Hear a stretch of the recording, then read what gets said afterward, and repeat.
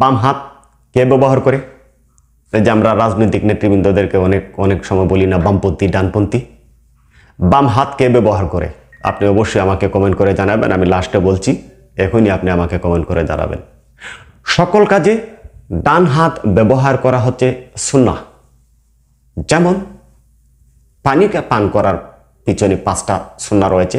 বিসমিল্লাহ বলা, ডান হাত দিয়ে ধরা, দেখছেন? ডান হাত দিয়ে একটা মানুষকে সালাম দেওয়া, সম্মানিত করা। আপনি একটা মানুষকে বাম হাত দিয়ে সালাম দিয়েন তো। অনেকে বলে হাত তো দুইটাই সমান, তাহলে বাম হাত দিয়ে সালাম দিয়েন তো। বাম হাত এবং বাম পা শুধুমাত্র যে সমস্ত জায়গায় ব্যবহার করার দরকার, ওই সমস্ত জায়গায় যদি আপনি ডান পা ব্যবহার করেন, তাহলে আপনার উপরে প্রভাব থাকতে পারে, আপনার জিনের প্রভাব থাকতে পারে। জিন যে সমস্ত জায়গায় থাকে, 3 জায়গায় থাকে। রাস্তাঘাটে দেখবেন যে সমস্ত জায়গার মধ্যে প্রস্রাব পায়খানায় একেবারে ভরপুর, বিশেষ করে ঢাকা শহরে, ওই সমস্ত জায়গায় জিন থাকে। জিন আপনার টয়লেটে থাকে। জিন আপনার খাবারের উচ্ছিষ্ট অংশ, বিশেষ করে তৈলাক্ত খাবারের প্লেটগুলি বা পাতিলগুলি যখন আপনি রাত্রে পরিষ্কার করে না করে এক জায়গায় রেখে দিবেন, ওই জায়গায় থাকতে পারে। এবার আসেন, আপনি যখন টয়লেটে ঢুকছেন তখন বাম পা না দিয়ে ডান পা দিয়ে ঢুকছেন, সেখান থেকে আপনার উপরে প্রভাব পড়তে পারে।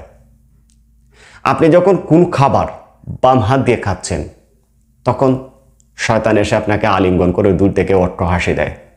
আল্লাহ বলেছিলাম না নষ্ট করবো, এই যে দেখো তোমার দেয়া রিজিক কিভাবে খাইতেছে, বাম হাত দিয়ে খাইতেছে। সে দূর থেকে কিন্তু হাসে, আর হাসার প্রভাব কি আপনার উপরে পড়ে? আপনি যে কোনো জায়গায় অবশ্যই বাম পা এবং বাম হাত ব্যবহার করবেন না।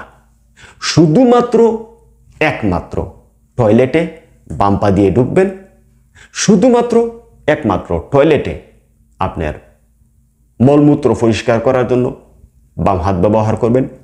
বাকি সকল জায়গায় ডান হাত ব্যবহার করবেন। তাহলে নিজের খারাপ কিছু ভুল থেকে আপনি মানুষ, শয়তান এবং জিনের প্রভাবমুক্ত হতে পারবেন। ফ্যামিলির সবাই অবশ্যই এই ব্যাপারে সচেতন থাকবেন। বাসার মধ্যে ঢোকার সময় অবশ্যই সালাম দিয়ে ডান পা দিয়ে প্রবেশ করবেন। তাহলে আপনার পরিবার সুরক্ষিত থাকবে, আপনার বাসার মধ্যে জিন এবং দেবদানবের প্রভাব থাকবে না।